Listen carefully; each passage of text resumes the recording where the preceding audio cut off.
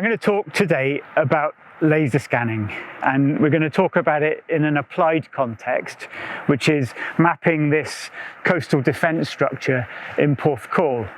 So we've got a breakwater down there with a lighthouse on it, and then this wall, and it was all built around 1826, and over the years it's been battered by the sea, and the increasing intensity of winter storms means that the structure is actually starting to break down. It was never designed for that sort of beating. So what can we do to measure it? Well, we can have fixed points on the wall, and then we can measure how those change over time. But what about the bits in between those points? That's where this technology of 3D laser scanning is really useful. So we'll start off by introducing what is laser scanning and what is the deliverable, what is a point cloud. Then we'll look at this particular instrument and its capabilities, and then we'll look at the limitations of what this scanning technique and methodology means. So if you imagine on a map you have a coordinate, and a coordinate has an X and a Y value, and that puts you on a point in a two-dimensional space. If you introduce a Z value, that's the height, you end up with X, Y, Z. So that's a three-dimensional point above on your map coordinate system. So a laser scanner actually measures 3D coordinates, but rather than just getting one point, it's capable of measuring between 50,000 and 1 million points every second. And this is what we call mass data capture. Another way of looking at it is reality capture. So the ability to mass capture millions of points very, very quickly and very accurately means that we can 3D visualize in a digital sense big structures like this. Okay, so this is a terrestrial laser scanner or LiDAR instrument, and this one's made by Topcon, and it's called a GLS 2000. So I'm going to talk through the main components of the scanner. So it sits on a tripod, just like a camera, and it has to be perfectly level. So we get it roughly level, and then we use these screws to get it bang on. So just like a camera, it's got a lens, and the lens is actually inside here. We've got this rotating mirror that picks up the laser source, which is transmitted inside this part of the instrument, and then it hits the mirror and it's transmitted off to the surface that we're measuring. And what the instrument does is measure the time it takes for that transmitted pulse of light to come back. So that two-way travel time at the speed of light is solved in terms of the distance. And to gather the many, many points that make up a point cloud, this mirror spins round very quickly, and the instrument slowly rotates through 180 degrees. And that gives a full dome of 360 degrees of data. The reason it only rotates 180 degrees is because the mirror measures through the front and the back simultaneously as it rotates. So how does it actually get the distance? Well, it knows the horizontal angle, and it knows the distance from, just like the distos that we use in DIY, and then it also knows the vertical angle. So using those three components, it's able to solve the three-dimensional coordinate, which I just explained, of any distant point. So just recap on that. The instrument rotates slowly through 180 degrees. It's transmitting up to 1 million points every second, and it's measuring a three-dimensional coordinate through a whole dome of data within the range of the instrument. Now, this is a mid-range instrument, and the furthest that it can feasibly measure is around 300 meters from this point. This is where we run into one of the limitations of laser scanning, and that's because to get a good data point at a good distance, we need a good reflectivity of the surface. And what that means is if it's bright, we get a good return, and if it's dark, we get a poor return. So there's a those white signs on the breakwater over there will give brighter reflections than the darker bits covered in seaweed. And right at the worst case, if we've got wet rock with black algae on, that may not give any returns at all. But on the whole, this is a very good surface. It's quite bright.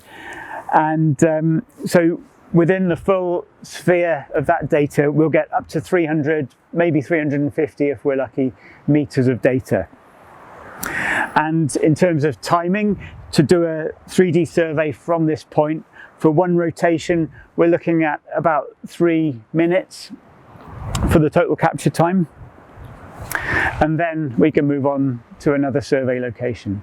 And we'll come to that process in a moment. But there's one other component of these laser scanners, and that's this other little lens here. And this is an actual wide-angle camera.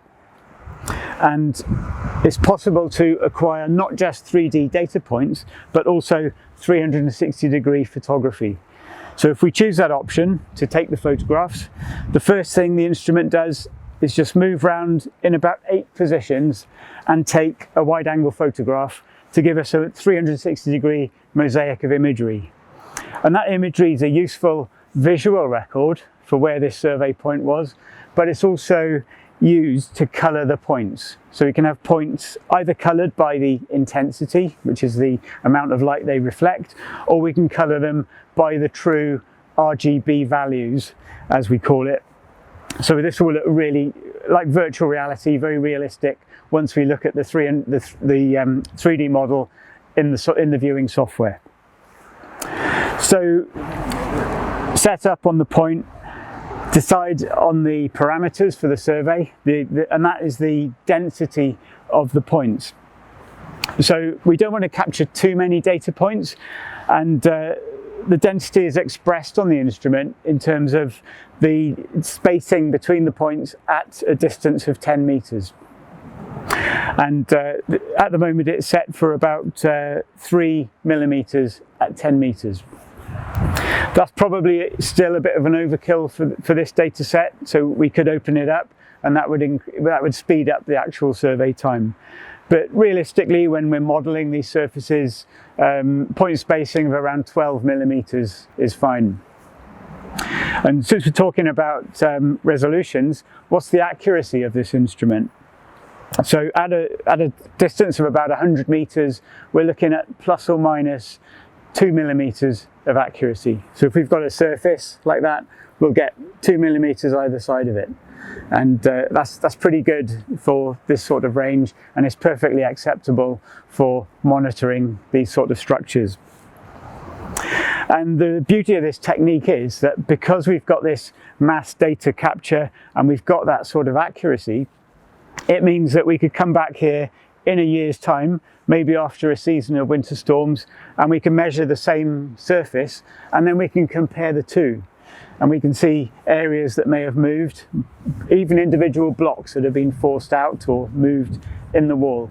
And that gives us a much greater insight into how this structure is actually behaving and reacting to those forces of nature than if we were just measuring discrete points at, say, 10 or 20 or 50 meters using conventional survey techniques. 3D scanning is an optical survey tool, and what that means is it can only measure what it can see, or we can't see round corners.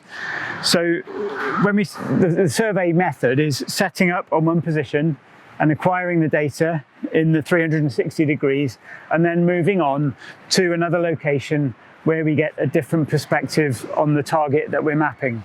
So on this sort of survey of a big structure like a seawall, I like to go up maybe 40 or 50 meters between stations. So in this case, that would take me over there and I'd be able to see around the corner of where that bend in the wall is. And then I would get the missing data that I can't get from here. If I was just to look at the data from this one position, I'd see a shadow behind the wall for the bits that we can't see. So this raises the next challenge in scanning, which is planning how you're going to do your survey, but then also thinking, how am I going to join those successive scans together to give a complete data set that all fits together. And that process of linking scans is called registration. And there's a couple of ways that we do that. And the first way is really easy. It's called cloud-to-cloud registration. And what that does is using the powerful software for processing point clouds, and that's a real advantage nowadays, is that our laptops are powerful enough to do this sort of thing. It looks at the geometry and the unique shape of parts of structures that we've mapped, and it identifies that in successive scans, and then it matches them together. So it's shape fitting, taking the shape from one scan and another, and then fixing them together, and retrospectively solving the position of the scanner. So that's cloud-to-cloud registration, and it works really well. It's pretty much one click of a button in the software, but it's dependent on having good overlap between the scans. And typically we want to think 20–30% overlap is good enough. The other method for registration is called occupation and backsite, and that relies on occupying a known position with the scanner. So we might have a survey peg banged in the ground here, and we've picked up its coordinate using a GPS or a total station. And that coordinate is usually in a local grid system, and in the UK we use the Ordnance Survey National Grid. And then we need to backsite onto another known point. So that could be another surveyor with a reflective target over another known survey peg. So we, just like a total station, rotate the instrument and we roughly sight onto the other point. And actually got the camera to help us in that process. And then we just simply take a measurement, and it will measure the angle and the distance to that other point. And that will then fix this position and the orientation of the scan in Ordnance Survey National Grid coordinates. And what that means is then when I move to another position, again over a known point, and sight onto another known target, we get the exact coordinate of that point as well. And that's another way of joining together successive scans, and not necessarily with the need for overlap. If we didn't know the coordinates, if we were working on a local survey grid and we wanted to change them afterwards, then we could bring a GPS, an accurate differential GPS, and measure afterwards our known points and put them on the OS or latitude and longitude grid. So that's how we geo-reference our scans, so we can relate this structure, this seawall, and the aspects of this beach to the map of the country or the map of the world.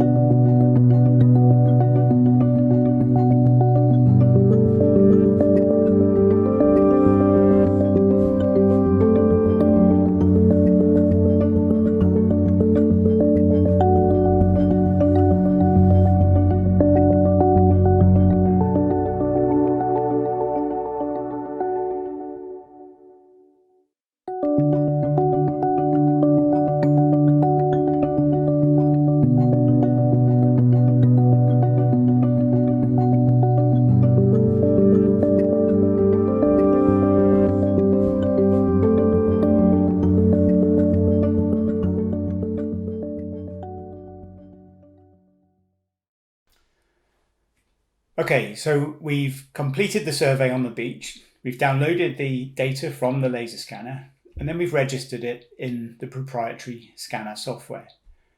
Now I'm going to run through some of the common deliverables and talk about how we can present LiDAR data. The first one, which is the most basic, is a raw XYZ point cloud. And that can be a PTS format, a file called LAS or XYZ. These are all essentially the same, and they contain XYZ coordinates for each of the points in the point cloud, and then optionally an intensity and an RGB color value. These point clouds can be imported into a 3D viewer. It could be a standalone application, such as Point Tools or Recap, or it could be a web application. I recommend Autodesk Recap because it's free, it's very easy to use, and it allows basic editing of your point cloud to remove any unwanted data, and then for that to be saved and possibly decimated into a format that can be used for in other Autodesk applications like Revit. Another deliverable, which is very common, is to render a high-resolution video or static views of the point cloud. And this can be very good for communicating a scene, maybe in a courtroom or in a meeting to stakeholders on an engineering project. But it requires no specialist software, and it can also be embedded with other presentations. If we take the point cloud and we create a 3D surface mesh, we can then use that for engineering analysis. We could use it for looking at displacement studies. So I mentioned that seawall gets a lot of damage from coastal erosion. If we were to repeat the survey a subsequent year or 2 years down the road, we could look at how the surface mesh, the shape, varies from scan to scan and see if any particular parts of the wall are failing or moving. And then lastly, we can take the point cloud and then either manually or semi-automatically extract line work. And that line work can be presented as a two-dimensional elevation in an AutoCAD drawing, or it could be converted into a 3D model such as Autodesk Revit, which is used by architects and engineers for design or to look at the as-built properties and geometry of that surface. This is an example of an animated fly-through of the point cloud. And you can see without any specialist software, it shows the real high detail of the cloud and how we can present it. This is the data from Porthcawl in a web viewer and is called Magnet Collage Web from TopCon. And what this enables us to do is to interact with the point cloud. You can see each of the scanner positions as these green dots, and the coloured point cloud is viewable by just simply navigating around with the mouse. If I zoom right in, you can see the data represented as millions of coloured dots. And we can create any viewpoint that we want. We can switch between a perspective or an ortho plan view of the site. And we can also change the way that we render the points. So if we focus in on this bit of wall, within this software, we can switch from RGB color to two types of intensity. The first one is grayscale intensity. And this enables us to see a lot more detail without any shadows or anomalies from the photography in the point cloud. And remember, I explained that intensity is a representation of how reflective the surfaces that we scan actually are. And we can also view intensity in terms of color. And if you remember, I mentioned that poorly reflective wet surfaces or dark surfaces they have low intensity, and that's what we see on wet bits of the wall where there's actually water seeping out. So that could be a clue for where there is erosion and water being retained behind this structure at high tide. And then another way of presenting it is by elevation, and this simply colours the point between the range of the lowest and the highest points in the data set. And you can see the range of the instrument. This particular one can measure points up to 300 meters away, and some of the scans on top of the sea wall have actually picked up surrounding buildings and some of the boats in the marina.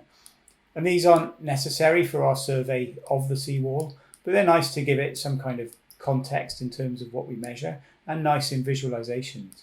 But if we were doing some 3D modeling on the wall or some engineering analysis, then we could actually use some editing software and remove the unwanted points, reduce the size of the data set, and just focus in on what it is that we want to analyze. So that's TopCon Collage Web, and what I'll do is share a QR code, and if you scan that on a mobile device, you'll be able to open up this in a browser and have a play with it yourselves and see what you can actually do with the point cloud.